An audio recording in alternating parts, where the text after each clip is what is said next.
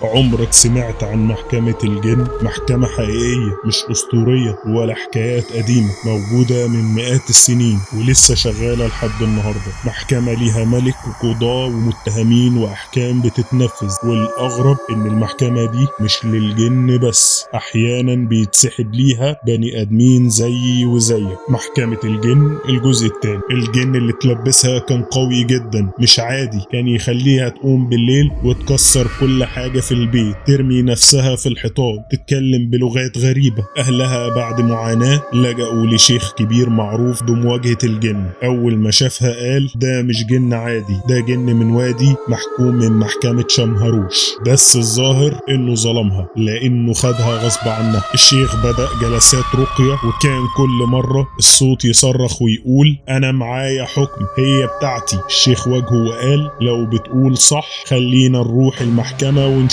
ليلى نامت الليلة دي، لكن نومها كان غريب، جسمها متجمد وصوتها بيهمس بكلام مش مفهوم. وفي الحلم شافت نفسها متسلسلة وسط قاعة ضخمة جدا، جدرانها سودة لكن منورة من غير مصابيح. آلاف من الجن قاعدين كأنهم جمهور، والجن اللي متلبسها واقف بيتفاخر. وفجأة ظهر العرش، عرش ضخم من نور أبيض، وعلى العرش جلس الملك شمهروش، طوله مهول، تاجه بيلمع، عيونه نورها يخترق الروح. مجرد ما نطق القاعة كلها سكتت. قال هاتوا القضية. الجن اللي متلبسها قال هي دخلت وادي ومن حقي اخدها. شمهروش بص ليه بنظرة حادة وقال له هل اديتها انذار؟ هل لمست ملكك بقصد؟ الجن اتلخبط وقال هي دخلت المية. شمهروش بص للبنت وسألها هل قصدتي؟ ليلى كانت مرعوبة لكنها قالت لا، انا كنت بلعب، ما كنتش اعرف. شمهروش رفع ايده وقال العدل فوق كل شيء، اللي تلبس بني ادم ظلم يفك، انت تعديت والعقوبة عليك. فجأة القاعة كلها ارتجت، الجن اللي كان ماسكها اتسلسل قدامها والصرخات بتاعته كانت مرعبة. شمهروش قال له من النهاردة محكوم عليك تعيش اسير في باطن الوادي 1000 سنة وتمنع من لمس بشر. وبإشارة من ايده ليلى حست انها خفيفة، السلاسل اتكسرت والظلام اختفى. ليلى صحيت من النوم فجأة والكل حواليها بيبكي. الشيخ كان ماسك المصحف وبيقول الحكم صدر، الظلم اتشال. ومن يومها ليلى رجعت طبيعية، لا صرخات ولا أصوات ولا تلبس، لكنها فضلت طول عمرها متأكدة إن اللي شافته مش حلم، كانت فعلا في محكمة الجن، واللي أنقذها بعد ربنا هو الملك شمهروش.